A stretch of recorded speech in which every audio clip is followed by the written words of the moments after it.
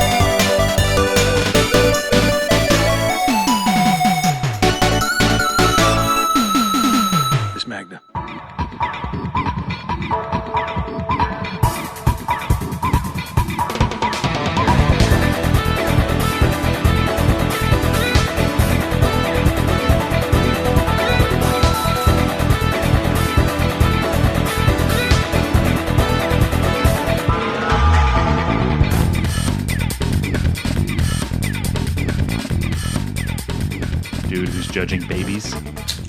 I judge babies very harshly. Those little fuckers. All right, there we go. Before we get started, Tyler, would you rather do an Elden Dogs or Final Fantasy X Part 5? Ooh. Your choice. What would Final Fantasy X Part 5 be about? It would be lore and mini games and judgment. That's a tough one. It's either that or bestiary, hey? Yep. Or both. Let's put Final Fantasy to bed and see how we're feeling after that. Okay. 1 second. Forgot my other wine here.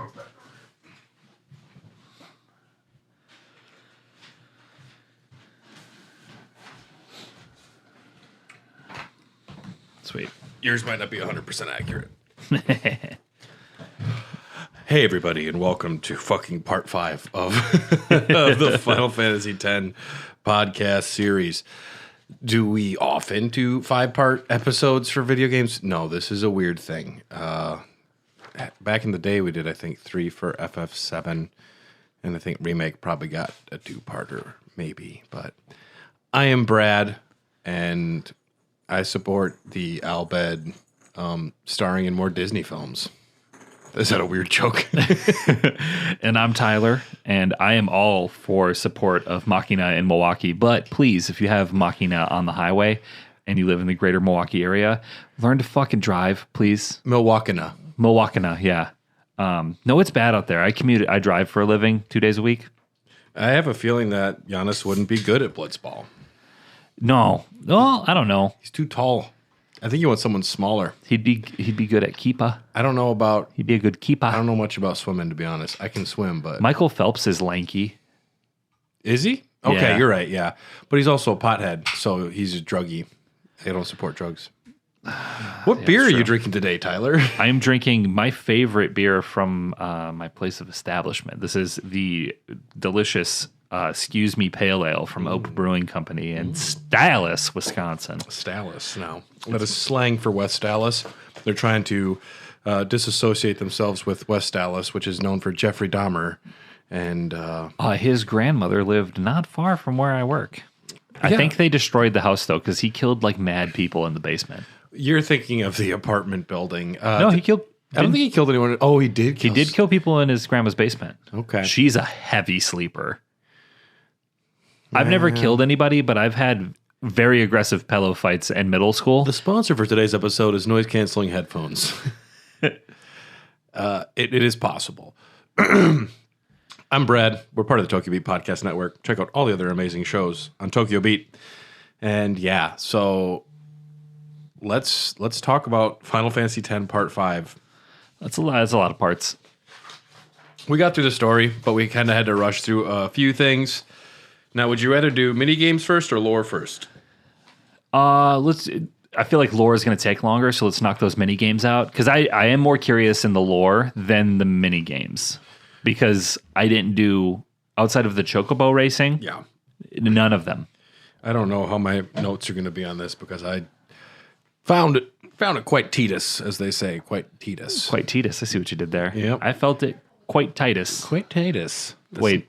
Ooh. It's an, talk about that 16-year-old in the game that you have a crush on. You want to take her to Al Bed, if you know what I'm talking about. Al bed and breakfast. Oh, yeah. Well, we talked quite a bit about Blitzball. Yeah, if it was a current game, I'd probably play it, but in its current state with no vertical movement, kind of shitty. Yeah. Why is it underwater if it's just flat, you know? It could just be soccer at that point. Is this essentially just handball? It could just be water polo, like water handball. Because it's essentially handball, right? Like handball is the game where you can pass it back and forth and throw the ball in the net rather than kick it. I don't know handball. Isn't Isn't water polo like water soccer? I don't know anything. Water polo is weird. How do you get so many horses in the water? There's no horses in water polo. Then why is polo played on a horse? I don't know. Why is Marco Polo played in a pool? Why do they call being good at riding horses agrarian? No, that's a type of land. Agrarian. No, what's the word? If you're like really into horses, there's like a really long word for it. Yeah, I know what you're talking about. Horse girl. Yeah. Horse girl. Horse girl. Taylor Swift fans. I'm curious how long it would take to do all of Blitzball. I didn't do it this time because I've done it 3 or 4 times before, and I know it's not worth my time. It's not a fun game. There's joy in numbers. There's joy in stats. There's joy in getting items. Brad, you can find love in all the wrong places. You can find love in some dark places sometimes. Currently, and I am ashamed to admit this, I've had a lot of fun playing Madden 24. Okay, we'll do the Madden 24 episode now instead. No, So the lore of John Madden. well, you put too much mustard on that one. Oh, a little mustard. You see a little pan over that way, and then this guy, he comes in, he gets him real good. Yeah. That was good. Maybe. I don't know. I never actually really listened to any John Madden. I have Madden 95 on the Genesis. Yeah, that's a good one. But what I was saying is like a sports game can be fun. A sports game can be fun. And you can sink a lot of hours into it. My most played game for last year was FIFA. FIFA 23. I like that they don't have jerseys. I mean, that is true.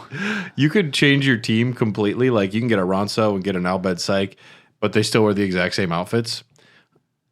Issue. Well, that'd be kind of cool. You know how like when NFL players show up to the stadium, they're all like, or basketball players probably a little more famous for it. You're talking about if everyone showed up like Baker Mayfield?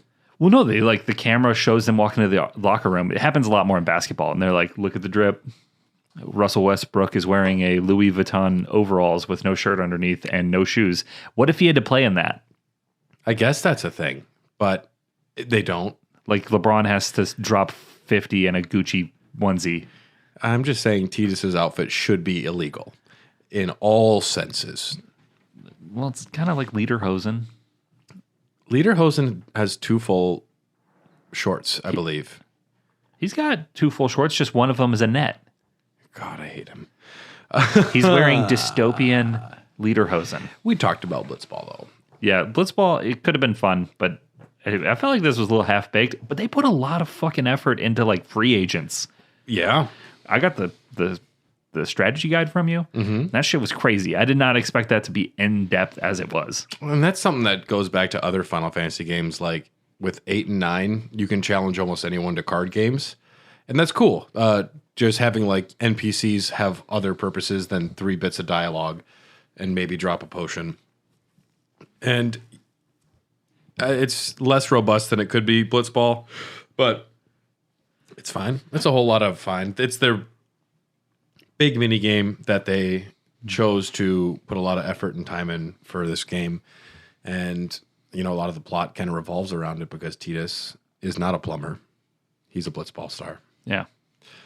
The Monster Arena is a mini game. We touched a little bit on these, but we're going to go through it again because this is the focus of the episode. Monster Arena, great. I love the Monster Arena. You probably didn't fuck around with that too much. No, because I had just done Chocobo racing, and I'm like, now you want me to play Pokemon? Mm-hmm. Like, I got shit to do. I wish it was Pokemon. I wish you could use these catch the monsters and then use them. That'd be cool. Instead, it's like you capture a wild deer, but instead of killing it, you just beat the shit out of it, and then you come back after it's healed and beat the shit out of it again. Yeah. I don't know if they're breeding. Maybe they start breeding them afterwards, but if you just catch one of them, they're going to be a bottomless number there. So it's kind of cruel, but I guess they're fiends. It's not as bad as punching puppies. Oh, definitely not. But at some point, I don't know, maybe you should talk to your therapist.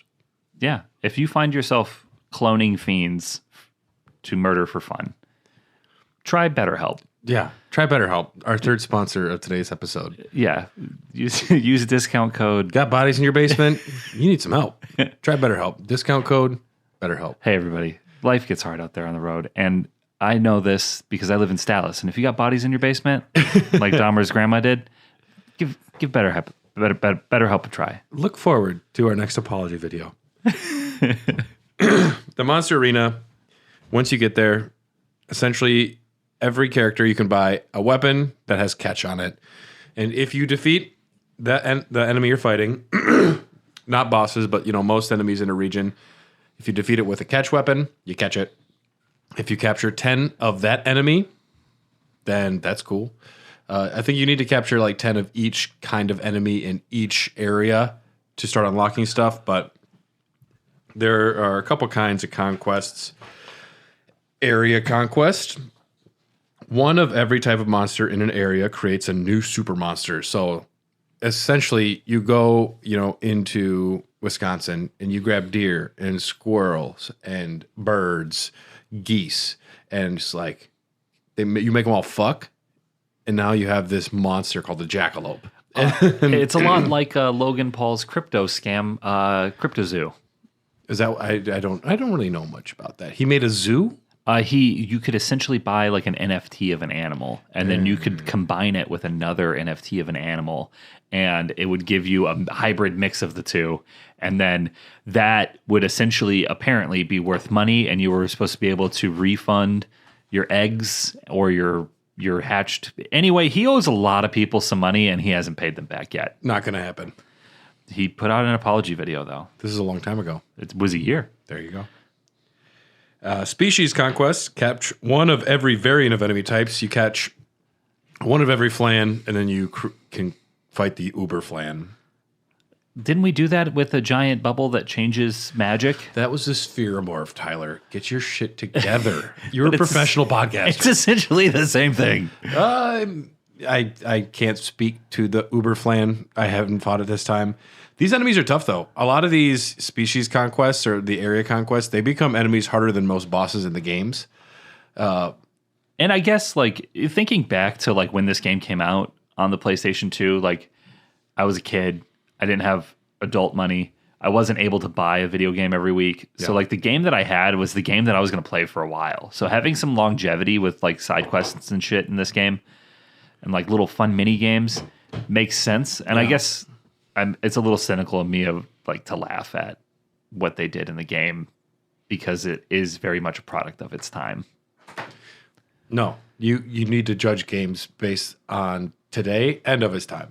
Well, it's okay to look back and be like, this is some horse shit. Well, like Blitzball was stupid, but the Monster Arena it seems cool. It's a cool way to add content. And if you liked the turn-based combat, then it's just more of that after the game. And if you want to start maxing out sphere grids, you need something to do. That's true.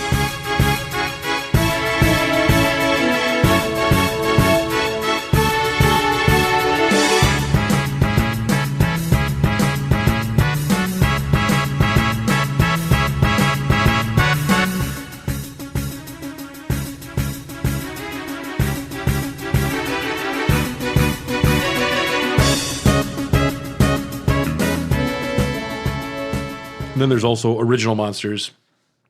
They make all the monsters of the world get together and fuck, and then they make a new monster. And it's these are the toughest of the tough in the game. They're up there with Dark Aeons. They're up there with Penance. The only way to get the Blossom Crown and the Mars Sigil, which are items you need for some bullshit. One of them is for, I believe, Arin's weapon. you have to do Monster Arena, and then there's also the Ultra Super Boss in the Monster Arena called Nemesis. You have to capture 10 of every fiend throughout Spira and defeat all other original, area, and species conquest monsters. Sometimes nicknamed Omega Gold. I don't know why. Toughest enemy in original versions of FF10. 10 million HP? 10 million HP. And these are all, Jesus. one-hit kill attacks and everything. You have to be a little broken to go in there and do this. And I probably did it once, and I probably will never do it again. I don't see this as something that I will ever achieve. I just have too many games to play. I got too much of a catalog. Yeah. And 10 million HP, that's just absurd. Yeah. It doesn't sound fun. Is the max you can do in an attack 99.99? 100,000. Because you can break HP limit Okay. with certain weapons. And certain summons. But then you also have to have your stats high enough to do that. Just because you've been maxed out at 99.99 means if you had your break damage limit, you'd probably get into 11,000 or 13,000. To get up to that high would be tough. There's, of course, bring Yojimbo and just pay him. Maybe homie will hook you up. I still can't get over Yojimbo as a name. Hey, Yojimbo. Yeah. It's a good name. Great name. I probably have a relation named Yojimbo. It doesn't sound that Asian to me. No, it sounds, if anything, it sounds Southern. Yeah. Like, oh, we're going over Yojimbo's Sounds like it's over part of yonder the, for dinner night. like for part of supper. the redneck agenda or something.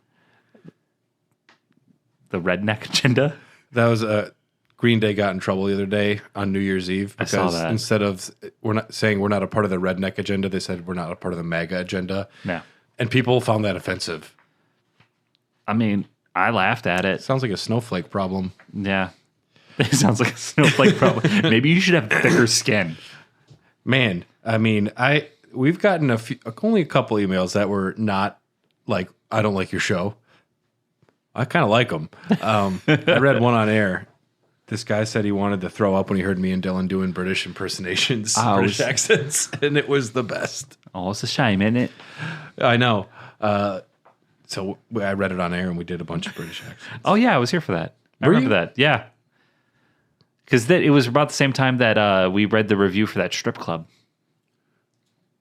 I don't remember that. Dylan read a review for a strip club once upon a time. Remember when we left a voicemail for your Pokemon book?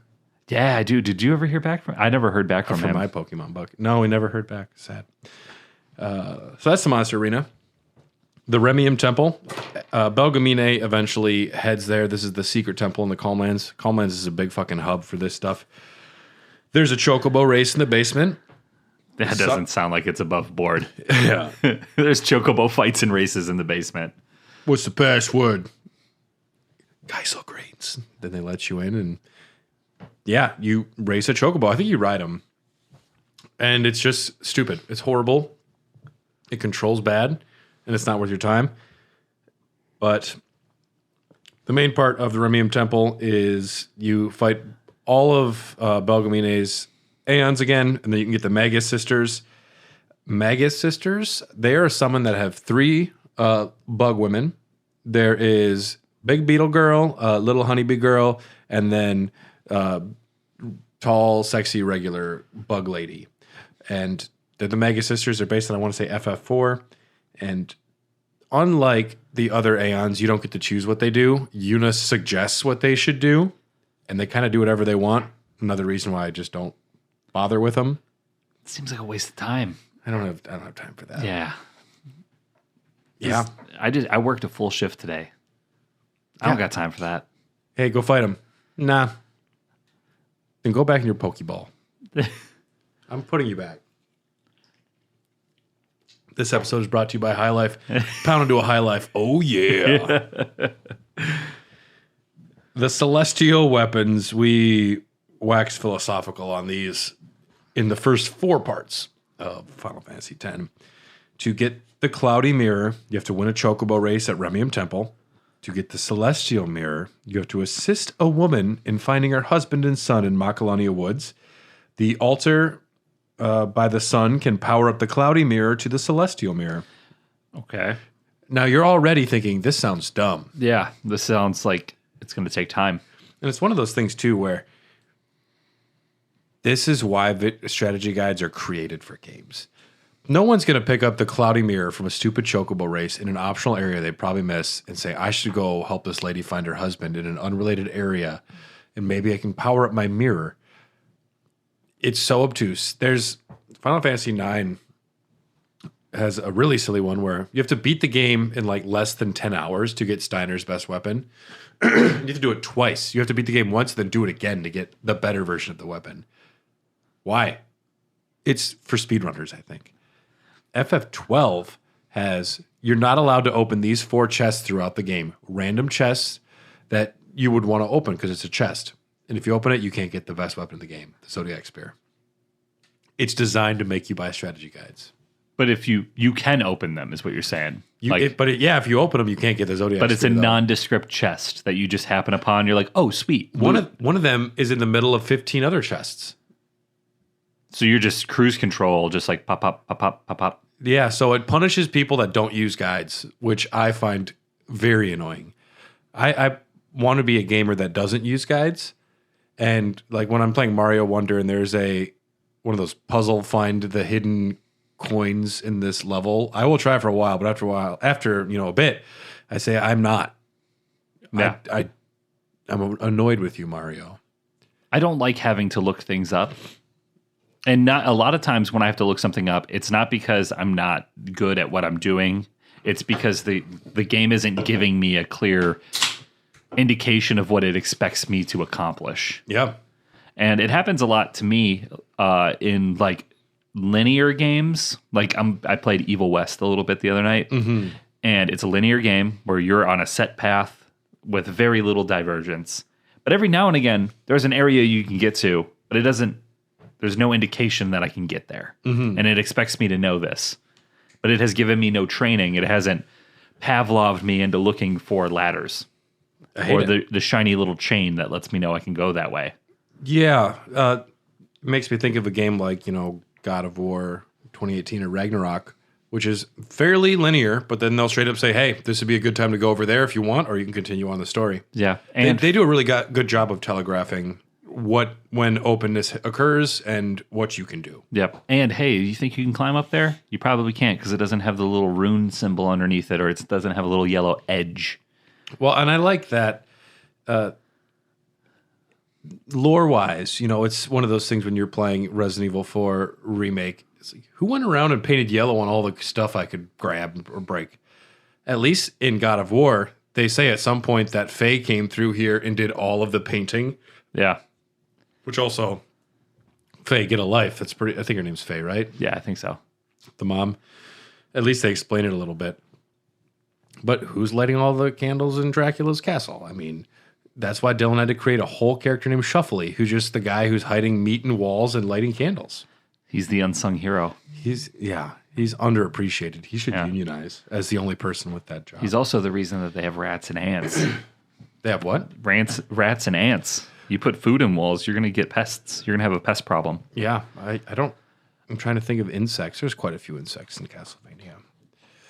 And yes, so to acquire the celestial weapons, you must first find the weapon, and then its corresponding sigil and its corresponding crest. Then return to the same altar and use the celestial mirror on them. So you take the mirror and you shine it at your Khalid Bog, and you put the sigil and the crest next to it, and it's like, just, here's your thing. I hate it. Each powered-up weapon corresponds to an aeon that allows it to break the damage limit. So outside of Bahamut, if you want another aeon to go over damage limit, you got to power up their weapons. That's a lot of work. Yeah. It's a lot of work. So for Tidus's, it's chocobo stuff.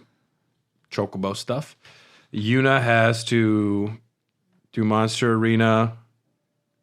And, some of them you'll find, like the crest, you'll find in an alcove on a beach, or the Xanarkand dome behind Unalesca after the boss battle. You'll find some of these items, but there's always one item that is bullshit. Waka's has a 50% chance of appearing in a Blitzball League tournament after you win all of Waka's overdrives. So even a tournament's... That is so much fucking work. Oh my God. I'm pretty sure it's 4 games too. So if you don't... You have to go through 4 games to get another chance. Bad. Yeah, and that sucks. 50%. And then you have to play 4 blitzball games again. That's like, I don't how know long if is a blitzball game? Like 10 minutes? Yeah. I don't know if you can reload and get another spin or not. I'd be hesitant to. Maybe the game is predetermined that your first one is already a no. I don't like it. Yeah. Waka's is the blitzball, like I said. I also just made the lore note that his major spike best weapon was previously owned by High Summoner O'Holland, previous summoner who defeated Sin. Very cool. Kamari's Spirit Lance requires you to do the butterfly hunt in Macalania Woods. I attempted that for far too long. You actually did attempt it. Oh, yeah, for a long time. I probably put like an hour into that. Yeah. Well, I mean, I don't get it because like I would find the butterflies and then I'd try to interact with them and nothing would happen. And then I'd be like, all right, well, maybe I missed one. well, it's just weird moving on that plane too, because the way that the map like rolls around and you're trying to avoid a butterfly here or there. And the fucking, you can find yourself in battle with those fucking, those really kind of tough enemies. They're like the Cyberists or whatever it is. It's the multi-animal thing. Oh, yes. The Logan Paul Chimera? Crypto Zoo. The Chimera, Yeah. yes. The Mission Impossible 2 injection. I'm going to go with Cyberist. Sure. The Cyberists.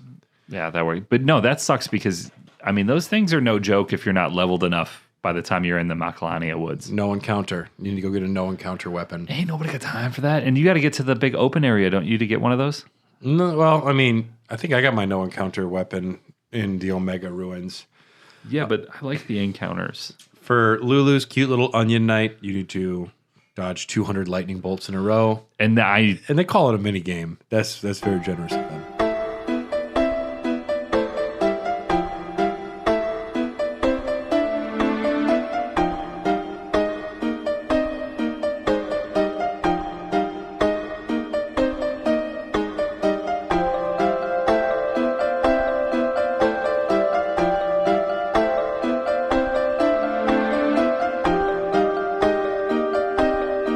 that's a whole game. That's a whole therapy session. That is a whole 24 pack of beer. That is a $15 DLC. I want to die. Arin's Masamune, you need to unlock a total of 10 area conquests. And for Riku's God Hand, you have to do the Cactar side quest on Beaconell Island. This actually is kind of a side quest. Or like, not a side quest, like a mini game. There's a bunch of different Cactar all over the Cenobia Desert. And you need to go find them. And then you play red light, green light, and they all have different like speeds and personalities. It's on the scale of FF10, one of the better ones, which doesn't mean a lot. Did you know the airship has passwords? No, but I did read ahead, so I guess I did know. For almost a couple minutes now? For like 27 seconds. Yeah. God hand. Yep. These passwords are actually hidden throughout Spira and require the Al Bhed language to decipher. So do you put them in at doors?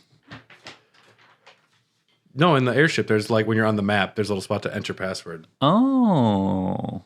I was going to say, I don't know where on the ship that I missed a spot that's like enter password here. Yeah, it's on the airship map. And it's one of those great things in a game. Like when I'm playing Resident Evil 2 or 4 or whatever for the first time, and it says you get to a combination lock or something like that, and I don't have it yet, I will Google that because I'm like, just fuck it. Oh, see, in The Last of Us, when I came up to a safe with a combo, I was like, oh shit, yay. Mm-hmm. I get to scrounge this area and look in drawers for the combo, and then I feel smart when I get it. But The Last of Us does a good job of putting it like nearby where like you might find it. Resident Evil, sometimes it's on the other end of the police station or something, and I won't do that. Yeah, that makes sense. I Google. But there's some here. And then there's also hidden spots on the map that require guessing, almost completely random guessing without a guide. You move the cursor, and you just can choose spots, and sometimes you'll find locations you can land. No shit. Yes. I wonder if anybody found that out. Like when I was a kid, I played Grand Theft Auto 3. Yeah. And I shot the moon with a sniper rifle, and it got bigger.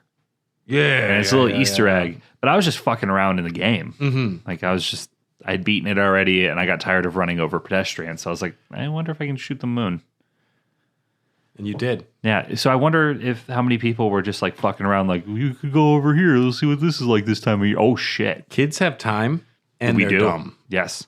We're not kids, but we did. We did, is what I meant. Yeah. You and I don't have time. We should be focusing on being better adults, but we are playing Baldur's Gate 3 for a long, long period of time. And it's better than being an It's adult. because some of my my most meaningful relationships are now currently invested in Baldur's Gate 3. I want to ask, but I don't know. I don't want to know the answers to that yet. No, you don't. Yeah. There are hidden coordinates for a lot of things. Mostly it's current locations you've already been to, but different areas that you couldn't previously locate or access. And they're not advertised anywhere in the game. There's no indication that you can land off site. I would be hesitant to say completely, but like Baj Temple, which is the first temple that Titus is hungry in, to find that one, you might be able to guess that. You could go back there. Omega Ruins is the big tough one, though. There's a Sphere Theater in Lucca where you can buy spheres to listen to songs or watch previous cutscenes. Man, that doesn't sound like a thing I want to do with my time. No, but I was so enamored by these cutscenes as a kid, I could see myself wanting to rewatch them without having to replay the game because YouTube didn't exist. Yeah, I do like a very robust music player in a game. Yes. Smash Ultimate's probably its best feature is every song in the game is accessible in like a music player, and you can make your own playlists on there. Yeah, that's nice. So it's cool. You can actually just use your Switch to play some tunes as well. Yeah, meanwhile, Madden has the same 9 fucking horrible ass pop / mumble rap songs that play on repeat over and over and over. And they probably don't allow custom soundtracks anymore, do they? No, they don't. But what I do is I go into Spotify, yes. the app, and you can play the app over the games. And you just turn the music down. That's exactly what I do. And now I have a JBL speaker so that I don't have to go in. Yeah, Curdy. I don't have to go into the menu anymore. I can just reach over and hit pause. I'm asking all of the listeners, how long must you wait for a lost and found before you find it yourself? I won't tell them how long I waited. We'd but like to hear your opinions. I'm in the clear, guys. I found a speaker in the lost and found. I worked at a movie theater and it was a 3-month waiting period. Oh, You're in the clear. I'm in the clear then. Baj Temple. This is, like I mentioned, where Titus was before. Before coming here, you should find all of the destruction spheres. If you forgot some, you might have a dark aeon blocking you now. But you can finally have your final boss fight with Gasgano. That's the dude you fought there originally. Underwater fight. So Riku, Waka, and you. And he will quickly turn you to stone, and you will sink and die. Seymour's mother pushed her son too hard because she knew that she would die. So she took him on a pilgrimage. We already went through some of the story stuff, but she wanted to be the final Aeon. She refused, but instead she became an Aeon here. She became Anima, and so this is where you get Anima. If you have all of their destruction spheres, you can go in, and then she'll talk a little bit about her son. Sweet. Pain. Anima's move will be an instant kill or colossal damage. The Omega Ruins is a place that you're probably very happy you've never been to. Bad weather this time of year. Yeah, the worst. The worst fiends is the worst. It's full of great Marlboros, Tonberries, and a lot of just fuck you enemies. This is the level up spot that I would go to. Also, a lot of good items. But yeah, you're going to want first strike. Otherwise, Marlboros will start off with bad breath. Everyone will be confused, angry, berserk. Do you think that is a little joke? Because Marlboros sounds like Marlboro cigarettes, and if you smoke cigarettes, you have bad breath? I'm going to say no. Really? I'm going to say no because they probably drew on that name from a previous mythical creature, but I don't know for sure. Okay. But they're one of the classic fuck you Final Fantasy enemies. Certain chests are mimics, where actually the chest will appear in battle and you try and open it and it's a monster. Love that. It's great, right? Enemy mimics, though, will drop 50,000 gil, so it's good. There is a boss, the ultimate weapon with 100,000 HP. It's Dog the Bounty Hunter. Oh, shit. The He's ultimate weapon. Is that what he called himself? That's what I called him for a short period of time. He has been looking for Titus all over Spira. He's the big bad dog. Yeah. Yeah. Well, But he doesn't have 10 million HP, so he's kind of... Is he really the ultimate weapon? no, he has probably 10 HP. Dog the Bounty Hunter. Yes. But then after this, there's this little platform section. Not platforming, but like there is this circle, and you travel to this circle and that circle, and they all have random but mandatory fights with enemies. At the end is Omega Weapon. HP, 100,000 in the base game, 1 million HP international in HD. Make sure you lance it with Kamari to acquire his best limit break. You know, I didn't use Lancet hardly at all in my playthrough. It's great because not only does it steal abilities from certain enemies, but it allows you to siphon HP and MP. Kamari probably wasn't a mage for you, but if you can get Yuna or Lulu to have it, they don't need to be worried about running out of MP ever, which is really nice. And then we're going to run into the Dark Aeons. These are super boss variants of your Aeons. Once you escape Bavel, Dark Aeons appear in certain locations. They are all just fucking hard versions. Yeah, so essentially what happened is your Aeons, they went to middle school. They were MSN chatting with their crush, and then their crush printed out their MSN chat and showed all the other girls. Oh. And then it made the Aeons very sad. And then you got really into like Census Fail and My Chemical Romance and Bullet for My Valentine. Who hurt you, Tyler? And then you paint your fingernails black, and then you realize your dad's going to be mad, so then you have to buy nail polish remover from Walgreens, but you don't have a job, so how am I going to do that? So Did you you steal steal money it? from your mom's purse. Oh, I thought you were going to say you stole it from Walgreens. No, I probably should have done that, but I would rather steal $5 from my mom. You thought your dad would be mad if you had black nail polish? Oh, my dad for sure would have been mad. Nowadays, I don't think he'd give a shit. Back then, yeah. Well, he knows that you wound up pretty good. Yeah, I'm all right. You're all right. Yeah. Yeah. No, so what I'm saying is it's not just face. They got really into emo music. That's what happened to the Aeons. They all went dark. Don't do that if you can avoid it because they're bad. Oh, yeah. You turned out okay.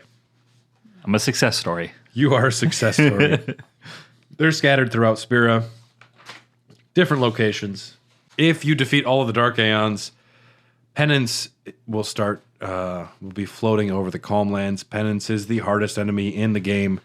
I feel like you said that already, though. With the 10 million guy. I think that was on the base game. Okay. So this guy's got 12 million, it looks like. I mean, they both suck. We'll just say they both suck. This one's got 12 million HP. The left and right arm each have 500,000 HP. So he's rocking some Hulk Hogan guns. He's got some 24-inch pythons on each side. Some Scott Steiner arms, which those don't look real. Those are artificial. Those are enhanced, you know. They regenerate after a few rounds. He will do an attack called Judgment Day where all party members are hit for 100,000 HP and 1,000 MP. Cannot do this move without both arms, so... I can see the strategy there. Yeah, it just sucks because it's 500,000 HP to get rid of one. Definition is the repentance of sin, and the other languages refer to it as the judge. It is considered Yevon's last attempt to subdue Yuna and her guardians for good. It is just some arbitrary bullshit for people that play this game 50 hours past the end. This sounds like if you're into this, you're a masochist because that is 500,000 HP per arm. And then you get rid of one of them, which is no small task. And they'll regenerate. How many rounds do you have till they regenerate? It's at a few? It's like a 30, well, I don't know how many about the rounds, but it's like a 30 to 40 minute boss battle at best. Yeah, because once you get rid of one arm, you either A, have to start working on the other arm before the other one regenerates, or you take that time to attack the boss. There's a lot to it, but... I'd like to see this. I'd like to watch somebody on YouTube do this. Yeah. Otherwise, what you can do is just save up $50 and give it to Yojimbo. He goes, yo! And he just does a fucking one-hit kill. For $50? It depends on which... him and I are homies, so he'll do it for pretty cheap. Oh, yeah. Actually, for certain super bosses, there is a higher amount that is required to get him to do it. But... Why doesn't this motherfucker just fight Sen? He will. Yeah, I mean, he's like the world's ultimate mercenary. Just Never do something for free that you can do for money. that's true. What you got? I got $10. I'll kill that dog. Yo, you're dead. And that's largely the mini games that we have for us to talk about. So we're going to take a quick break to hear from another amazing show from the Tokyo Beat Podcast Network, and then be back to discuss the lore. And we'll get to finally what we've been teasing for four and a half parts now, the mobile games. We'll be right back.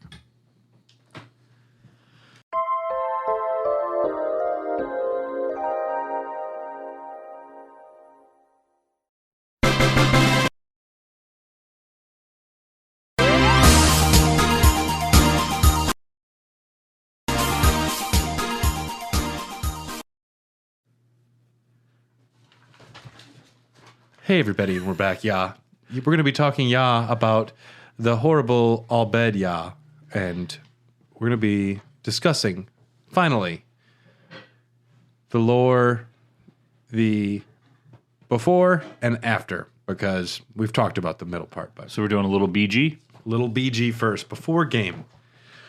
Spira has existed for over 3 millennia. It is made up of 2 continents and many islets. Humans learned the art of magic. Humans learned the power of technology, led by the Bedols, which are the ancestors of the Albed. Magic and technology coexist for generations. God existed with wheels for a long time before the clock radio came along and everyone got pissed. The Bedols became a lower caste of society, forced to speak a different language and not intermingle with others. They were forced to speak a different language. Before you were like, this is badass, dude. I was like, Tyler, no, you misunderstood me. Remember that? Yeah, that's true.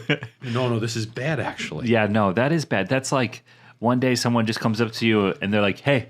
And you're like, hey, what's up? And they're like, don't do that. Talk Sorry. different from now on. Yeah. Luckily, ich spreche ein bisschen Deutsch, so I'd be just fine. And Would that count? Could I just speak a different language that I know? well, I mean, you could just also stay away from some of the Spirans. There's a better place to be. Yeah. If you live in Wisconsin, just stay in the Milwaukee or Madison areas. You'd be fine. You'll be fine. Yeah. You can speak any language around there. Magic was used to mark their eyes with spirals so they could be identified by other people. This is some bad shit. I mean, that's terrible, but for a character design kind of standpoint, I don't know. To me, I the way that pupils work and the way that irises work and all that, I don't appreciate the spirals because it's an unnatural design. This is fake contacts, which can look cool in certain Halloween costume scenarios. Mostly, though, I think if somebody's trying to rock them in their daily life, you're not that cool. yeah, it's not that socially acceptable for you to have completely blacked out eyeballs. Yeah, that's like, oh, you want attention? Yeah. Oh, you hungry for attention? Eh. Oh, you're so weird. Aren't you edgy? I'm not going to turn my back on you. Yeah. Uh-oh.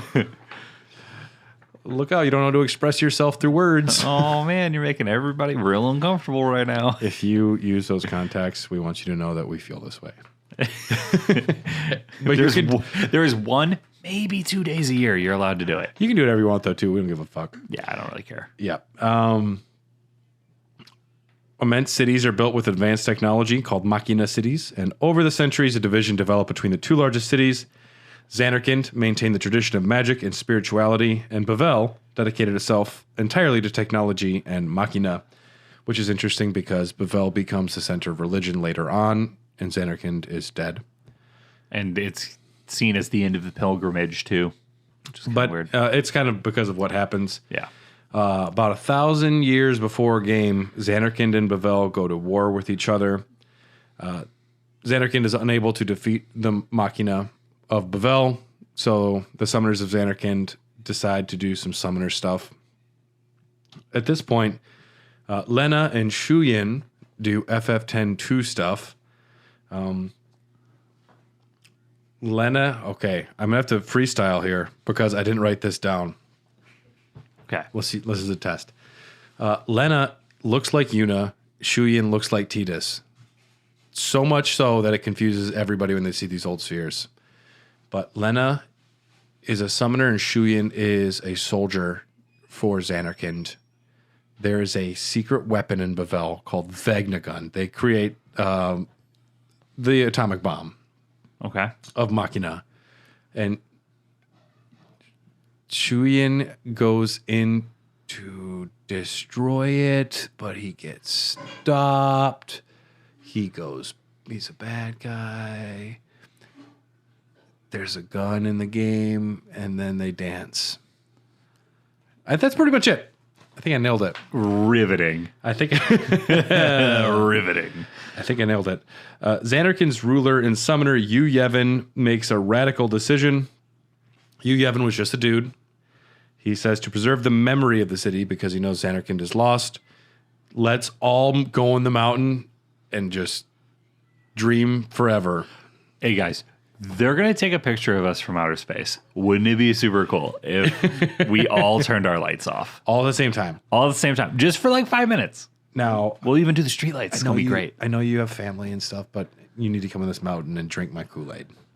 So he says, let's all go transform into faith on Mount Gagazet. They summon a dream of Xanarkand. Dream Xanarkand becomes a real place on the planet of Spira. This is up for contention. Some people say it is a physical location way out on the ocean that only Sin can travel as far out to get to. Some people say it's Sin traveling into a spirit realm.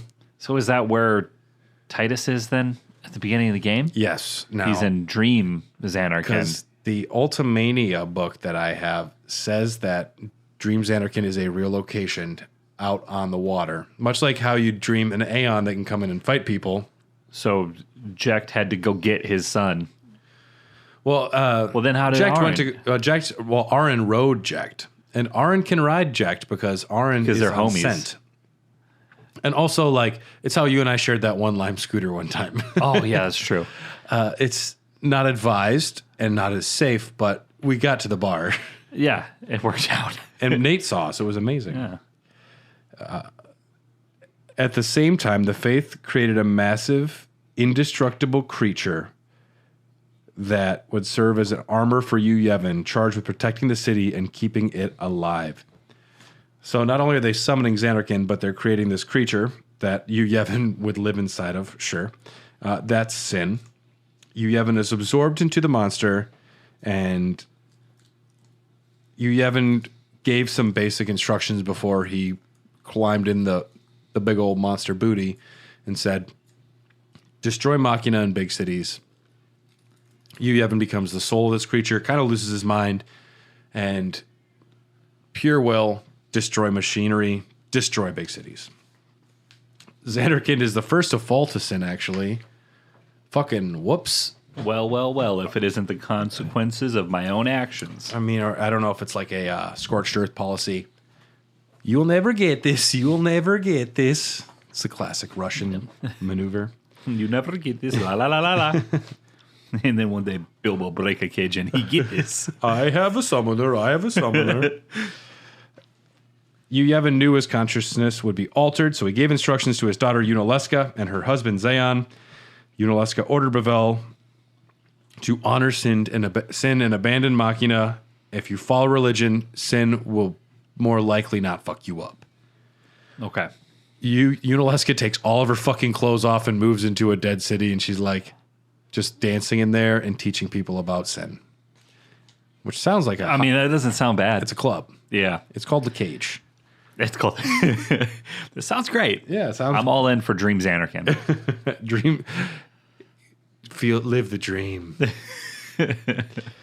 She established a cycle of destruction interspersed with periods of calm to maintain a false hope in people's minds. That's some gaslighting. You're gaslighting the entire world. well, false hope. What do you call modern religion?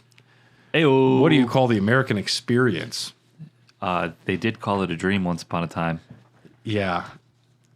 Now we have a nightmare. The final aeon, destined to destroy Sin, only to become its reincarnation. Yu Yevon would then absorb the summon and its energy to create a new Sin, creating a 10 period of calm where Yu Yevon is growing inside of the final aeon. Zayon was the first final aeon, not because of his name. Dude, you transformed it into Marshall Mathers right there for a second. Thank you. That was some Man, if silver Marshall lining. Mathers was a bad podcaster, I'm like the Eminem of podcasting. There you go. Thank you. The basis for the religion of Yevon was established. The entire system of the Yevon religion is predicated on a lie designed to subjugate people. The sign of Yevon is an old blitzball victory sign.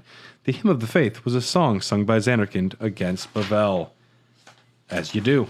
Could you imagine if like a new religion came out and they were just like, They do. It's called Scientology. what if they're like their symbol was just like touchdown? You had to put both arms above your head. We joined a religion. It's called Degeneration X. Oh, that's true. Yeah. And we told everybody to suck it. Yeah. And I got in trouble at school a lot for that. That's fun. Get somebody out in dodgeball. And you just, boom, crotch chop. How vile. I know. And they have third graders doing it. And I worshipped at that altar. I was a member, you know. Yeah. Maybe more so the Wolf Pack, but I did dabble in DX. I was a DX guy. Yeah. There's nothing cooler than a bunch of kids doing little wolf symbols with their hands and doing the wolf kiss. There's nothing cooler than that. No, that's what Hulk Hogan, Kevin Nash, and Scott Hall Meanwhile, intended. Stone Cold just drank beers that whole time, and he knew. Yeah. He knew he was right the He whole was drinking time. Bud Heavy the entire time, too. Except for that one time it was NA, but only once. Well, he had stuff to do the next day. Yeah. You can't always be drinking. You can't always be on either. As a performer, I get it. Sometimes you need to take a little bit of a break. Like last year, I took 2 days off of drinking. I'm proud of you. If I did that, I think the hangover I've been running from for 15 years would finally catch up and probably kill me. Yeah. That one dry January I did was the most difficult thing I've ever done in my life. You were working at Eagle Park then, were you? Yeah. I remember that. I didn't even have a sample. I was, this is my first drink of this year. We're recording this on January 3rd. I'm very proud. I'm proud of myself. That's very good. 800 BG before game. This is 200 years after the first calm. A man named Lord Meehan founded an armed group called the Crimson Blades. Yevon was initially upset, but integrated them into their control and called them the Crusaders. Essentially, this rogue military unit rose up and they were kind of trying to fight sin, and the religion just kind of folded them in. So gaslit the shit out of them, and now they're part of it? Yeah. It'd be better if you had our logo on you. Yeah. I'll give you a 4-year, $185 million deal. What do you say? Just sign the contract, don't read it. Yes. 700 before game, BG. Omega was labeled a traitor for doubting Yevon's teachings. Fuck yeah, Omega. Yeah. Maybe this is wrong. So he was killed. He was executed and put underground, and that's the Omega weapon we fight in the Omega Ruins. Damn. 700 years later. 400 BG. This is 6 centuries of Sin's destruction. 6 centuries of Sin's destruction was halted by a summoner named Gandalf. He confronted Sin in an area called the Calm Lands as not to disrupt groups of people. This calm lasted less than a year. So the calm is not always a set amount of time. 10 years at best. This one was less than a year. Which Damn. is kind of a bullshit one. Yeah. And it's interesting that you don't always have to fight in Zanarkand with your final Aeon. I guess you could probably acquire the final Aeon and go summon it anywhere, wherever Sin is, but... Well, maybe that's why this one only lasted a year. Maybe the fighting him in Zanarkand is like the special sauce. I guess I don't fight. I don't know specifically where they fight him, because we don't fight him there. That's just where you acquire the final Aeon. I don't know. Yeah, but don't we do a little bit more than just beat Sen? I mean, you beat Unalesca. We beat his ass. Yeah. Yeah.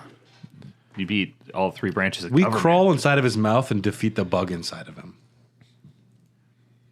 So we're like Osmosis Jones.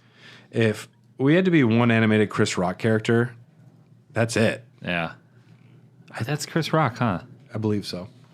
I don't know why I thought it was Martin Lawrence. No, you're thinking Blue Streak.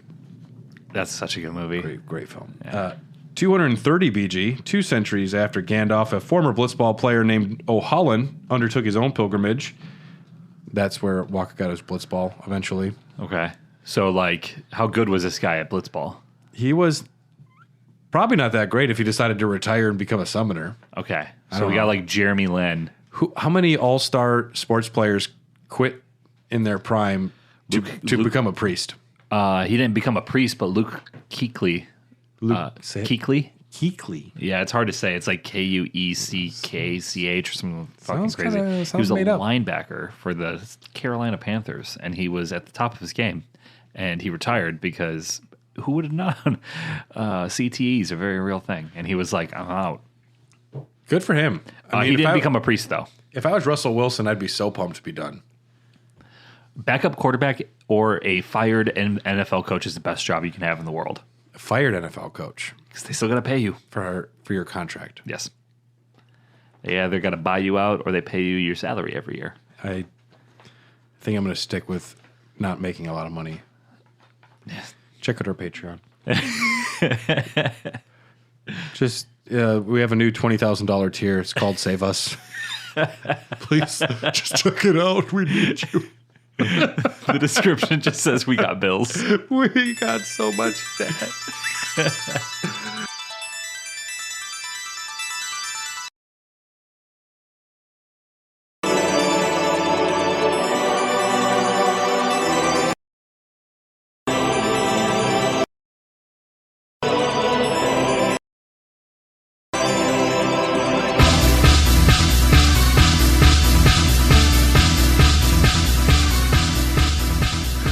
Okay, so hold on, where were we? So like Jeremy Lin of the New York Knicks, height of Linsanity, leaves, becomes a priest, takes his blitz ball to go fight Sen. Yep, that was O'Holland. 100 BG. This is about 100 years ago, 130 years ago, 130 BG, something like that. The fourth column started when Lady Yokun defeated Sin. Another time Sin got defeated. There hasn't been a lot, actually. Recent events. 50 years before game, Yo Micah, which is like Yo Jimbo. I don't know. It's a weird name. That sounds like a Nickelodeon show. Yeah, it really does. Yo, Micah. It'd probably be good. Yeah. Nickelodeon's usually pretty hit. Yeah, well, I don't know. I haven't. They switched to like weird, like sitcom style shit. Like it's not cartoons anymore. It's like kid actors and stuff. Anything animated. Animated is where it's at. Always. This would be a show about like a chipmunk who's like a viral YouTube star named Michael, and his channel is called Yo Micah. And he has a friend that is Who hunts gerbils or chipmunks? It would be a fox, but the fox would be a friendly fox. and is obsessed with fried chicken. Yep. Sure. Sure. Well, foxes do try to kill chickens, so that's canonical. That makes sense. Well, We just wrote a TV show for children. you're welcome, Nickelodeon. Yo Micah was chosen to be the Grand Maester of the Yevon Church. After his death, he continued to lead for many decades. Jiskel Guado fell in love with a human. They produced Seymour. 3 years later, Jiskel became the leader of the Guado and converted them to Yevon. His union with the human and their child offended the Guado, so he exiled his family to Bush Temple. You two gotta get the fuck out of here. Whoa, Dad. Usually the dad's the one that leaves. You guys gotta bounce. You guys are really blowing up my spot. I know you're two. Fuck off. I know largely this is my fault. But you guys gotta go. So, this house, it's not your house. You got a week. Seymour developed abilities as a summoner at a young age. His mother wanted to take him on the pilgrimage when he was still a child. She became a faith. Young Seymour took refuge in the temple. A young monk named Braska decided to go to the Al Bed to try and reconcile them with the Catholic religion, the Yevonites. And Sid was the tribe's leader, and they had begun creating a new refuge named Home, like out in the Sanubius Sands. Braska fell in love with Sid's sister, who eloped with him. Around the same time, Titus was born as a dream of the faith. Lulu was orphaned when Sin killed her parents. And 2 years later, Riku was born to Sid. Yuna's mother hoped to visit her brother Sid, but the ship was destroyed by Sin on the way there. Braska then raised Yuna alone and decided to become a summoner. Wait, you said Riku was born of Sen? She was born, from sex. Oh, wow. Yeah. That's hot. Damn. No, Riku was born to Sid. Oh, I thought you said to Sen. I was like, that's not making any sense because isn't If she you know vaguely what's- related to Yuna? I have a feeling Sid gets dirty. He seems like maybe. I don't know. I don't know. He's a Aha! Here we go. oh, let's go. And then he punches you in the chest. He's into punching. Yeah. Yes, Braska raised Yuna alone. Braska's pilgrimage involved a warrior monk named Auron, who was destined for greatness, but he refuses to marry the daughter of a Yevon priest. We don't know the details. She was super ugly. He banged somebody, though. She was like, you have to cut off your rat tail. That's it, I'm leaving. He's like, I'm out. I cannot be a part of this. Auron was banished from the Order of Monks. He meets Braska. They meet Jecht swimming in the sea. And, yeah. You know, Yuna's 7. Jecht gets shit-faced on the Moonflow. They reach Unalesca, who explains the rules. Jecht hoped to find a way to break the cycle of rebirth and wanted to become Sin. So Auron said... he sold Auron to find Titus and take care of him. Almost immediately after he leaves, Auron struggles with the events. He returns to Unalesca to demand answers. He attacks her. She kills him. While he is dying, he makes it to Mount Gagazet, and he finds a young Kimari, recently shunned from the Ronso tribe. And he says to take Yuna, could find young Yuna and take her to Besaid Island. Auron loses consciousness and is taken in by an Albed named Rin and doesn't survive the night. He actually dies in Rin's travel agency. He finds Sin, goes to Xanarkand, and takes care of Titus for the years to come. So, yeah, Auron actually spends most of the game in Dream. Well, not most of it. He spends, 10 years and 18 years in Dream Xanarkand. Damn. I guess you can just do what you want. Yeah. And at no point Titus was like, does it smell like sulfur? I mean, you think there'd be signs. Yeah. He's living in a dream. The dream can also procreate. You can be a man and meet a dream woman and have a dream baby. Whoa, dude. That reminds me Yeah. of this scary story that Okay. apparently is going around on Reddit. It's kind of like a creepypasta almost at this point. But I read a really good one on No Sleep, the subreddit No Sleep. Okay. Scary. Very scary. It is a phenomenon where like you can dream and you have like you get married, you have a family, and it feels like real time. Yeah. Like so you're asleep, but you feel like you've lived years, and then you're like just vibing out with your family. It's like Christmas or whatever, and then you look over and you realize that like I didn't buy that lamp. That lamp doesn't look right. I don't know where I got half the shit in my house. But then the lamp, like, it obviously isn't real. It's a very confusing concept for me to just explain it. You should just read it. Okay. But it's very... But you realize you're living in a dream. Yes. And there's allegedly been people that this has happened to, and it's not always a lamp. It's like something else. But then they wake up, and they're like, yo, I lived years. Well, it's time distortion. Time feels different in dreams. You can have the emotion of having lived a long life, and it's more of that like wistful, nostalgic feeling, which causes you to think you've lived an entire, generation in a dream, when really it could be a small thing, but the feeling is so strong that all of it's like implied. It's like it's like a false memory. You can show somebody a picture of some place they've never been, and you've never been to Six Flags, imagine. Yeah. And I showed you a picture of you as a kid at Six Flags. Your brain just starts filling in memories. Like, oh yeah, I remember that. Yeah, I got a false memory of Easter egg hunting when I was like 1. What's Easter? Easter? It's a dream. Oh, yeah. There you go. So you thought you were Easter egg hunting? Yeah, now I have a very vivid dream of me almost hitting my head on the giant satellite dish in my grandparents' yard because it was about my height. Okay. And then I duck just in time, and then I see an egg, and I pick it up, and I almost lose my balance. And I have that memory. And my mom says that something like that almost did happen because I remember the outfit I was wearing, but it was after I saw a photo of myself. What were you hunting? Eggs. Easter bunny. You don't know about this? Sounds suspicious, Tyler. It's a giant bunny that shits chocolate. I've seen the James Corden film. It's horrible. Ugh. Yeah. No, don't bring him up. Lulu, Waka, Yuna, Chapu, and Kamari live in Besaid. Seymour, at the age of 18, leaves Baj. This gets into a lot of the stuff from the game we talked over. Before FF10-2. Ooh, I actually did write some of the notes down. Let's see how close I was. Okay. During the Ancient War, Lena, a summoner, and her husband seek a way to help Xanarkand. Befela's created a weapon capable of destroying all of Spira called Vegnagun.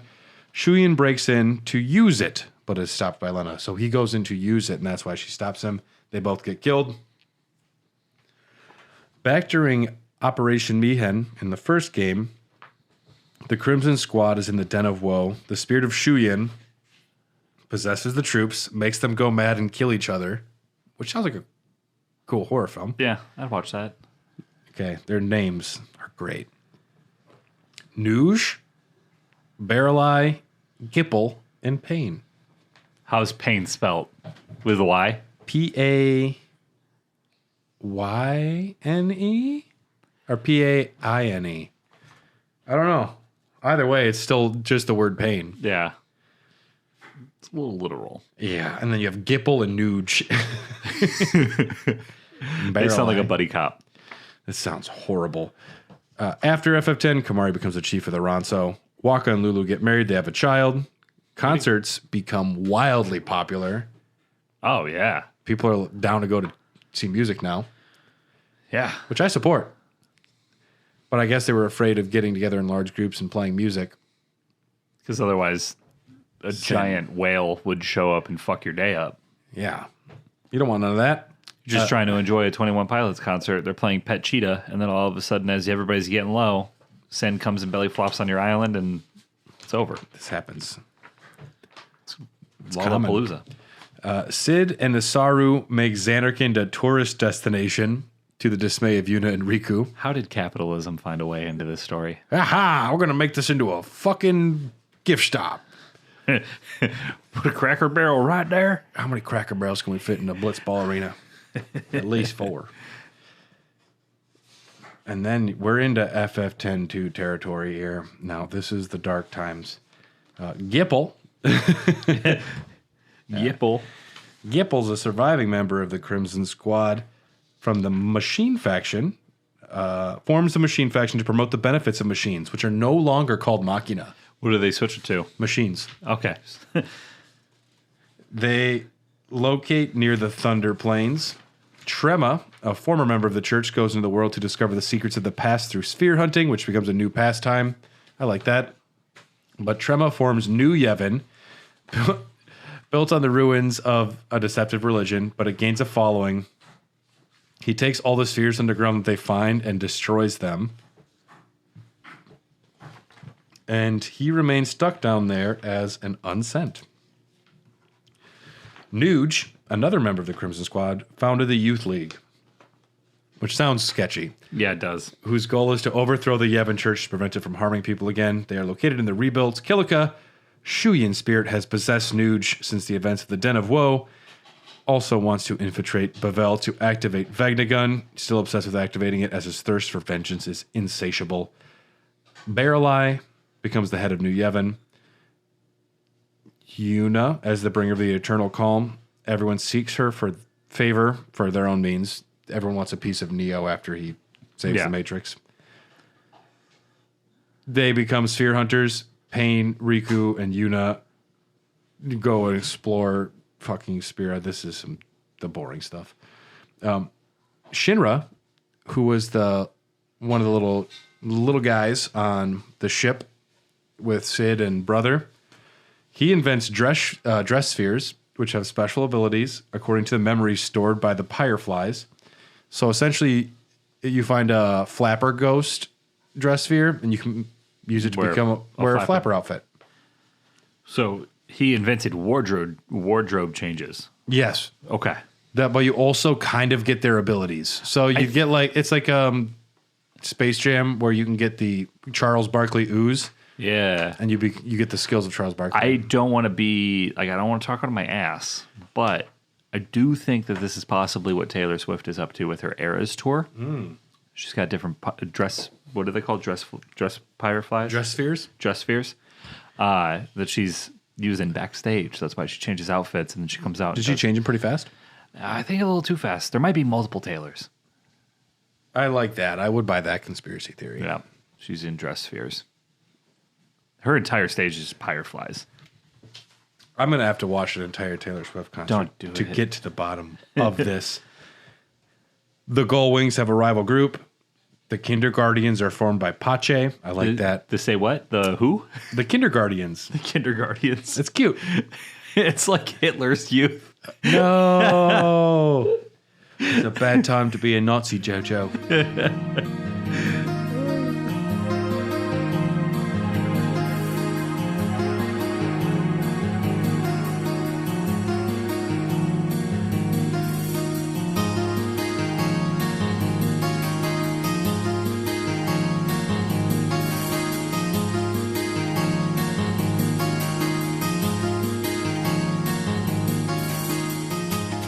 Kamari is hiking on Mount Gagazet. He finds a sphere of someone resembling Titus. This is Shu Yin. And so they go investigate. Big moments during the game. A bunch of bullshit. Bullshit. I'm just reading this here. This looks like it could be some bullshit. Bullshit. Isaru and Sid are forced to close down Xanarkin because local monkeys have gotten too big. Like actual monkeys. Yep. So that's good. Rise of the Planet of the Apes. LeBlanc and Nuge become lovers. LeBlanc is part of the rival group. Eureka is what Yuna, Riku, and Pain call themselves. That's cool. Yeah, that's... Me and my buddies called each other... We called ourselves the Tripod because there was 3 of us. Okay. Yeah. It was high school. We thought it was cool. Well, when I hear tripod, I think of Vern Troyer. Yeah. Because you're referred to a tripod. Because he can kick it out like a kickstand. Because his dick. Yeah. Okay. Okay. Nuge says he found Vegnagun. Blah, blah, blah, blah, blah. A bunch of bullshit happens. Yes. I'm excited to talk about Mega Man lore soon. Blah, blah, blah. Man, this is just a whole bunch of stuff I don't care about here. Ooh, chaos breaks out as the 3 leaders of Gipple, Nuge, and Barreleye have disappeared. The only thing they can do is hold a giant fucking concert in the Thunder Plains to distract people. That sounds awesome. That's cool. Doja Cat's going to headline. Yeah. Shinra is going to make a giant sphere for the concert video. Yuna and Lena sing a song together to bring peace to the people. And Lena's spirit takes over the video sphere and plays videos of Xanarkin's past. This is when they learn about Shuyin and Lena. Waku and Leilu. Waka and Lulu name their baby Vidina. Sure. They go underwater or underground. They fight. They find Vegnagun. They fight Shuyin. They fight Vegnagun. The end. There's a speech about working together and saving Spira. Great for everybody. And this is 10-2. This is 10-2. This is the plot to 10-2. And if you got 100%, Titus reappears in the real world. He's back. God damn it. But first, Mobius Final Fantasy is a free-to-play mobile game for the Apple iOS and Android, produced by Kitase. Scenario was written by Kazushige Nojima, so this is canon as fuck. It was released 2015 to 2020. It was a timed event called Dream Within a Dream, consisting of 5 parts between August and October in 2018. This is after Inception. Inception's already been out. Well, so this is there's a whole game of mobile bullshit that intersects with different characters. So the Titus section is only like 3 months part of the game. Okay. A timed event. Yes. As soon as Titus disappears from Spira, he arrives in Palamecia and he meets Wool, the hero of the game. Titus forgets his past end name. He learns through spending time with Wool who he is. The aeons, it turns out, follow him into the dream. Because why not? Sure. Yuna shows up there, but it turns out she wasn't real, actually. It was an aeon took her form to give Titus hope. That's kind of fucked. You thought I was your girlfriend, but I'm actually Bahamut. If you want to get coffee sometime, though, I am free on Tuesdays. I didn't mean to fall in love with you. It just happened. I do. I actually love you now, Titus. All right, yo, Jimbo. Get out of here. Get out of here, yo, Jimbo. Man, there's a whole bunch of story here I don't care about, too. The Aeon and Echo, who is Wool's fairy, speculate Titus is here because Palamecia overlaps with the far plane at the edges of Xanarkin. Hope turns into a crystal and grows brighter the more Titus fights. He fights Yojimbo and it shines bright enough to open a portal to Spira. So he's trying to get back. He wants to get back. And this is when we reach Final Fantasy X 2.5, The Price of Eternity. We're in full on Kingdom Hearts territory right now. Yeah, this is getting out of there. Okay. We're almost there. We're gonna land this plane. Dude, I don't know where I have so many pages. Okay, I found us. Return of the Kush. The Kush. Kush. This is a Kid Cudi album. Kush. Kush, Valm, and Ifanal. 1,000 years ago, summoners for Bavel. Am I on the right page? This is just so dumb. I think we're at the top of this page. Well, my page is in a slightly different order than yours. It's like 86. Oh my God! Let me see your page. This is Return of Kush. I'm not apologizing, people. This is bad, and you made me do this. This is your fault. Why are you listening to this bullshit? Return of the Kush. No, I'm on the right spot. Yeah, okay. I'm good. 1,000 years ago, summoners for Bavel lived on Besaid and worshipped different gods. They would create the hearts of Aeon, later known as the Faith. This is before everything. We learned this in 10.2.5, which they decided to call this. Kush, who is a lady, and her guardian, Valm, whose real name is Bria, fucking why, okay, they were lovers. One of the ways to create a heart of an Aeon, or a faith, was through sex. Coitus, everybody. The physical act of love. Yes. This is canon. Secretly, the summoner Ifanal, whose real name was Johit, was also in love with Kush. Xanarkin would send assassins and kamikazes who would blow themselves up with ball-shaped bombs. This is important. Okay. Kush didn't want Valm to become a heart of the Aeon or a faith, so she fucked Ifanal to become a heart of Aeon herself. To prevent her lover from becoming an Aeon, she fucked another dude To become an Aeon. I think. Valm was then killed by an assassin. Wait. So she fucked another guy to create an Aeon, and then her actual boyfriend got killed by an assassin, and Kush refused to do the sending of her dead boyfriend. So Just to keep him around? she wouldn't do it. She did that. Kush, the lore of Kush goes deep. Yeah, it does not sound great. Now, when everyone thinks of Final Fantasy X, they're like, "Oh, I like Blitzball," and everyone else is like, "I like Kush." No. This also sounds like they made a baller ass Final Fantasy game. They got a little into the weeds with the mini games, and the lore makes me want to bank my head off the table.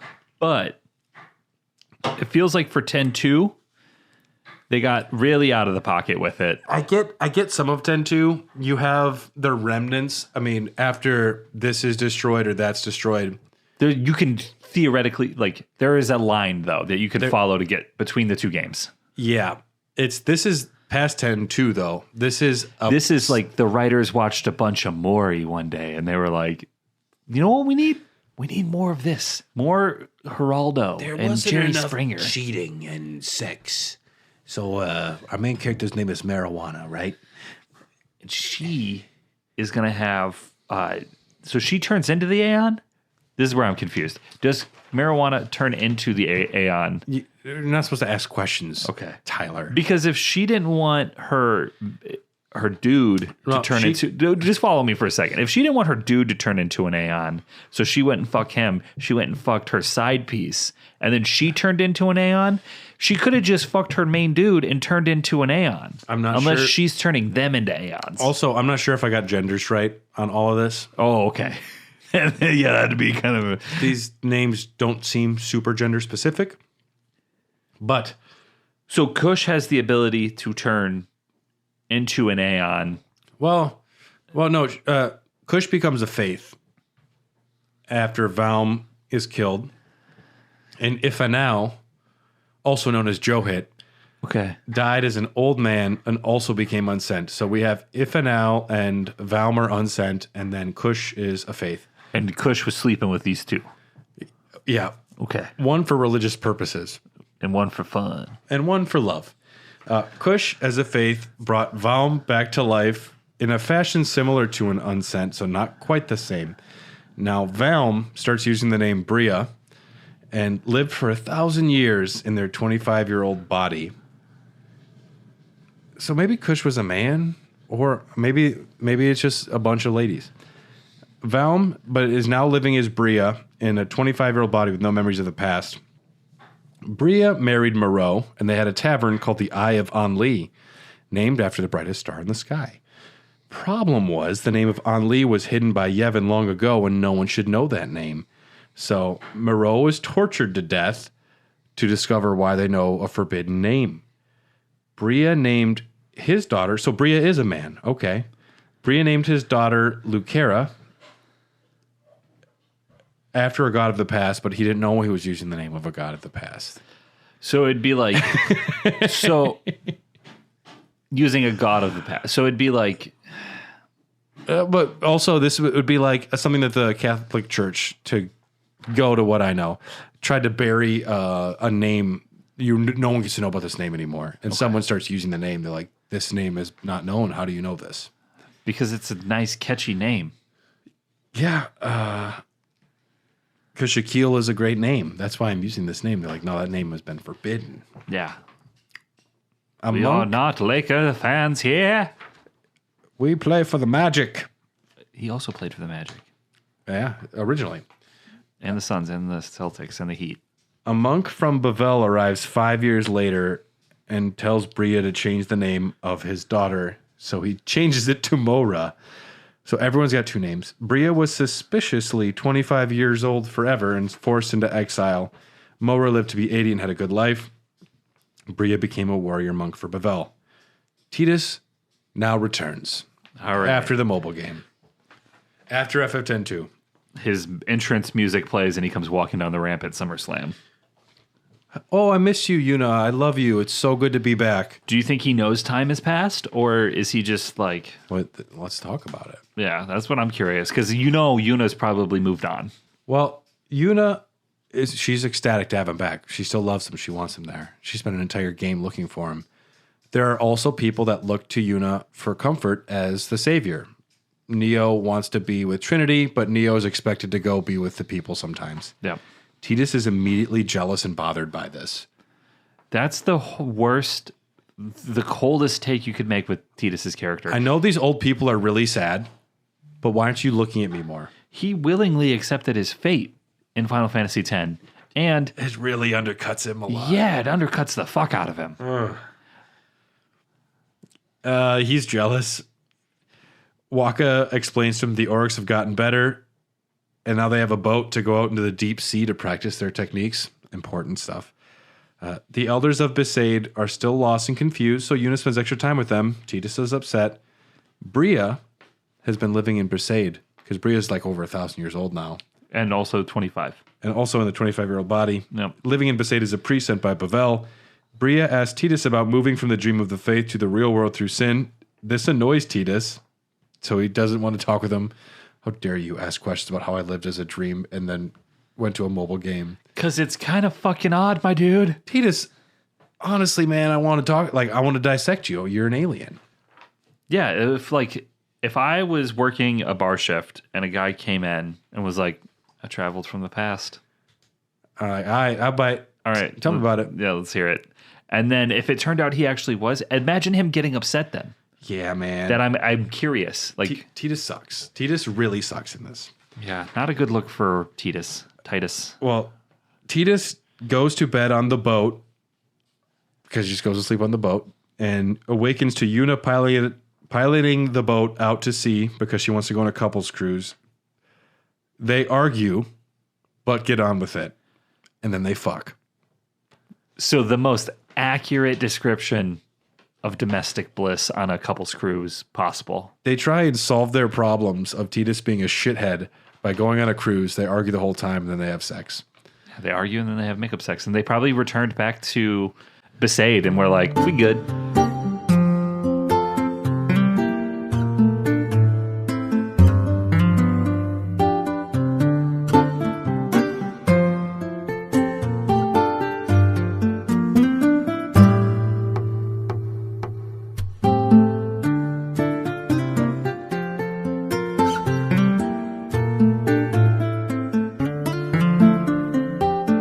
A storm destroys the ship. Oh no, they do not return to Besaid. All good. They escape a shark attack and swim Jesus to Christ. and swim to, they've been fighting fucking sin. Oh no, a shark. Titus, my dude. Come on. Yeah. Unless he lost his muscle use like Neo in the Matrix or something and there's all atrophied. Yeah, atrophy's a real thing. Turns out they're actually in a dream of Besaid as it was Oh my fucking God, kill me. as it was 1,000 years ago. Well, it's like the dreams Anakin. They're actually physically there, but it's a dream. Dude, could you imagine like If taking a wrong... Fanal is summoning it, Oh, it's so dumb. That's so stupid. It's like me accidentally taking the wrong exit on 43 and ending up in the dream of Bayview. dude, I'd go there. Overpriced donuts. 41, I should say. So they wind up on this island. Titus finds a ball and kicks it. It was a bomb. His head is blown off. Get the fuck out of here. He's decapitated. Seriously? For real. That one of those Xanarkin like terrorist weapons was left there that looks like a ball, and he goes to kick it and he gets decapitated. This is canon. And he's dead. He's dead. So then now Yuna just starts doing the Harlem Shake. Yuna faints. No, she's got to dance. Ifenau speaks to Yuna in her dream and says to remember Titus, and he will try to bring him back. Then Titus is undecapitated. So he just sprouts another head. But she can't tell him. That he was decapitated? Because if she tells him, he will be redecapitated. I mean, that's super easy. Meanwhile, in Besaid, Kush, a.k.a. Bria, recalls his memories, or their memories. I did start changing the genders on these pretty quick. Return of the Kush. Okay, so Kush comes back. Titus and Yuna awaken in a chamber of statues. Kush tells them some of her story. Man, Kush has changed gender 3 times in my story. Ifenau makes contact again and says to leave the island. Titus will have to kill a girl to leave the island. This is the worst writing I have ever heard in my entire life. Sometimes when I make these outlines, it's like 2 paragraphs. And it takes me reading them 20 times to try and get what they mean. So then I'll read the longer version, and that makes it worse. Yeah. There's no logic to any of this. So he's got to kill a girl, and Yeah. FNL is a girl. So he's essentially he's got to kill Yuna. Kush reveals herself to Titus and says to find her in the real world of Spira and kill her. She says he can teleport to the destination by thinking of the place. This is just lazy storytelling. So he teleports there.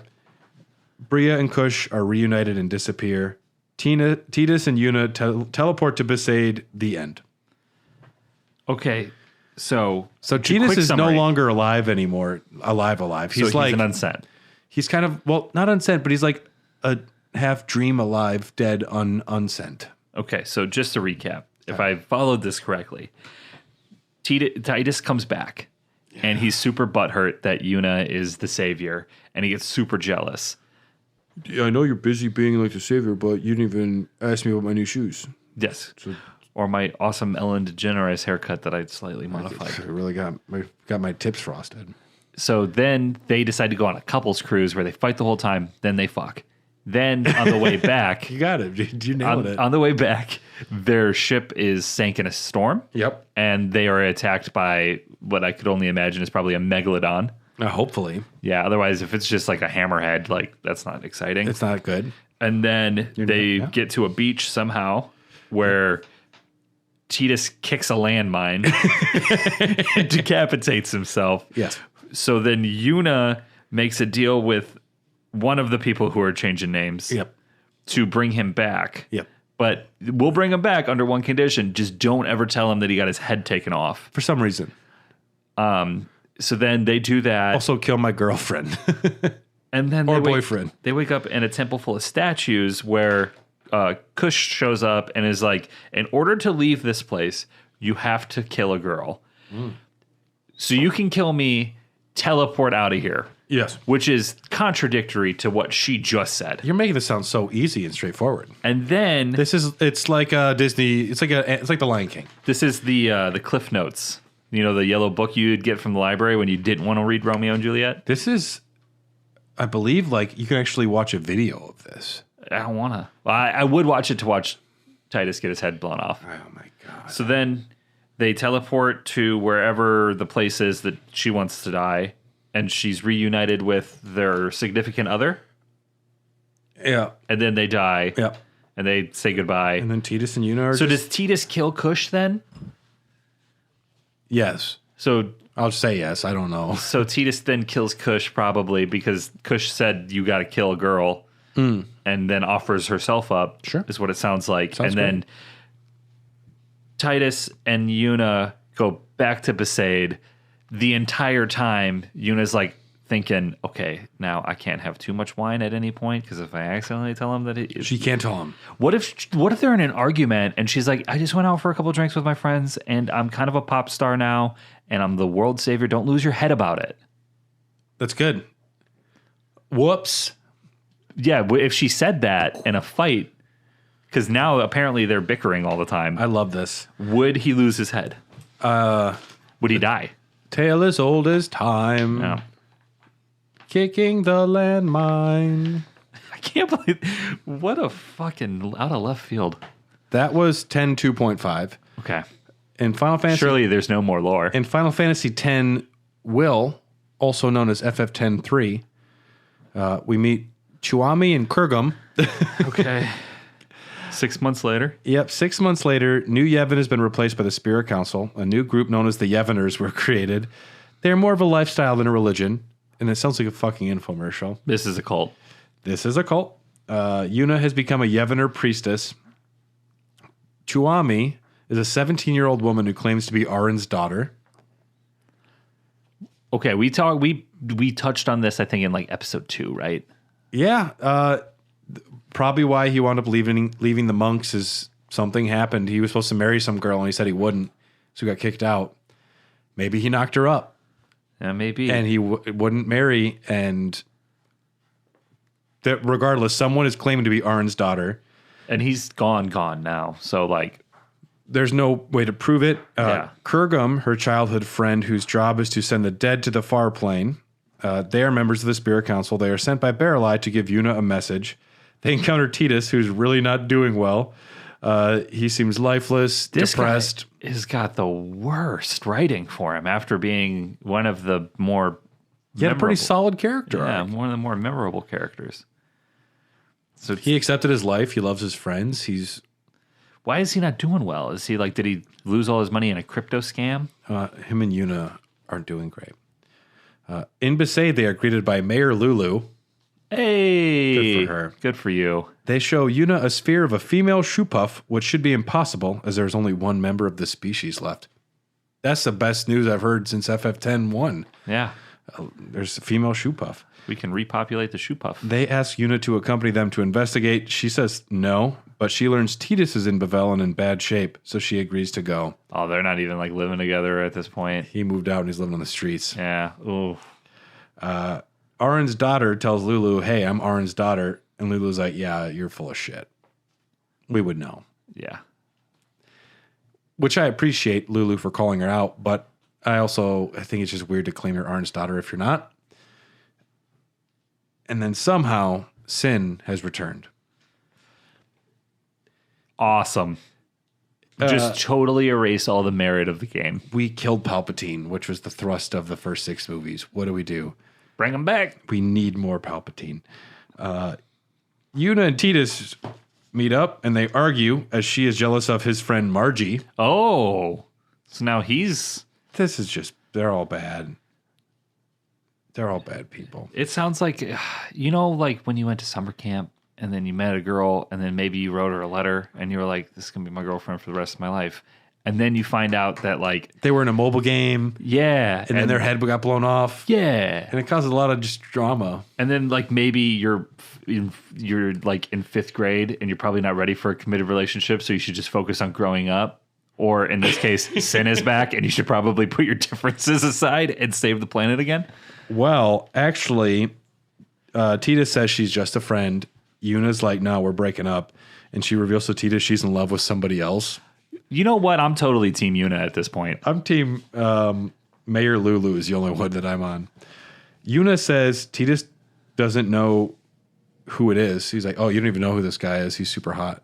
Oh, geez. He's the bestest blitzball player in all of the dream worlds and worlds combined. Kurgum reveals to Kwame, Arn's daughter, that he is in love with Yuna and they must part ways. Kurgum goes with Waka and Yuna. Kwame and Tidus return to Besaid. Lulu chides Tidus, who remembers he promised Yuna they would be together forever. Okay. He was 18. Yeah. I said I did some dumb stuff at 18. Like I went to college. His head got blown off. Yeah. He's been through a lot. He goes to reunite with her, and they're going to have a journey and destroy Sin once and for all again. Again. Okay, I'm invested. And that's where they were talking about doing another game. So there's no resolution to this. No, that's the end of what we know. We don't know if it was really Arn's daughter or anything. I gotta know. No, you don't. There's going to be some more names that are made up, and then like some weird sex stuff. You don't want no part of that shit, do we? Fun fact though, FF10 and FF7 are in the same universe. Shinra, the little boy on the ship, eventually goes on to modify. He wants to modify Vegnagun, And he becomes Sephiroth. to confirm his theory of harnessing the far plane's energy, much like they harness the life stream in FF7. And he travels to another planet and creates Shinra Power Company. No shit. Allegedly. Yep. I've been thinking about replaying 7. Well, there's a new 7 game coming out in February. I know, but I don't know. There's something about Final Fantasy. I got the Final Fantasy bug right now. Just wait till February. Baldur's Gate 3 will last you another 3.5 weeks. That's true. It'll probably last me longer than that. You'll be fine. Yeah. So that's the fucking lore of FF10, and I'm glad we put that beast to bed. It's been a monkey on my back for the past couple weeks. I can finally flush it. I, for one, would love a Netflix animated series. Only of FF10 2.5. Yes. 1,000 years ago, Ifanao, whose name was Johit, banged a dude, but not for love, for the purpose of creating aeons. But then she died, and he was unsent. Yep. He has a daughter many years later, and then she turns 80. Her name is Mora. His head is blown off That's where we start. by a landmine. We got to rank this thing. We haven't ranked FF10 yet in the game ranking. Oh, man. It's finally time. Final Fantasy X or Dredge. I'd go FF10. Yeah. Dredge was great, though. It to me the gameplay didn't evolve enough over time. it didn't stick the landing. Yeah. It was great in Act 1 and 2, and it ultimately fell apart, in my opinion. Was that a game that came out this year? Yeah. I think it's my best indie. I think it might be mine, too. Doom 2016 or Final Fantasy X? I'd go Final Fantasy X, but it's a tough one. Yeah. Final Fantasy X. Yeah. Final Fantasy X. Final Fantasy X or Final Fantasy VII? The OG. I did not play the OG. Okay. I'd go 7. God of War, Ragnarok, or Final Fantasy X? Ragnarok. I'd go Final Fantasy X. Over Ragnarok? Let's do it here. Okay, hold on. You know how I have to 1, 2, 3, Prime. shoot. 1, 2, 3, say what you do. Yep. So it's 1, 2, 3, and then say. Yep. Okay. 1, 2, 3, rock. 1, 2, 3, Paper. rock. Okay. I'm getting good at that. Yeah. The viewers might not know how much I struggle, No, I leave it all in. not physically being able to throw. That puts Final Fantasy X at number 23. Good night, Final Fantasy X. Good night, Vegna Gun. Good night, Sphere Hunters. All of these papers. Good night. 5 parts. This turned into a soap opera. Oh, man. Well, thanks for tuning in to our 95-part series on Final Fantasy X. We have been the Raw Dogs. All right, where's my stuff here? Togepi Podcast Network. Check out all the other amazing shows. If you want access to all of our other episodes early, you got them. You're on Patreon. If you're listening to this on the main feed, then we're old men at this point, and you could have listened to it a long time ago. But check out patreon.com/hearthedogcast. Yeah. I bet by the time this comes out on the main feed, we'll probably find out if that it really is Orin's daughter. I hope so. Executive producers Ryan Christian, Kip Kipper, Brian Ward, Jordan Hoff, Phil Wright, Philliam Birkin, Cole Gardno, and Bryant Ross, as well as Kelly Gutowski. Got added since I did this outline. Thank you to all of our wonderful executive producers. We appreciate you. And follow us and write reviews and stuff. Lore episodes are getting more and more difficult for me to focus on. I love them. You love them. I love them. The only one that I really didn't care for was Street Fighter. My eyes glazed over on that one. I was like, I just do not care. Well, I'm excited to talk about Mega Man Legends with you. We have Kip joining us, so that'll be good. Oh, fun. Yes. That'd be a good one. Thanks for tuning in, everyone. And don't kick any things that look like balls that might be landmines. That's good. Yeah, that's very good. Just healthy relationships, folks. Yeah, take a couple's cruise, use some Machina. It's okay to use Machina in the bedroom, too. I support that. Bye.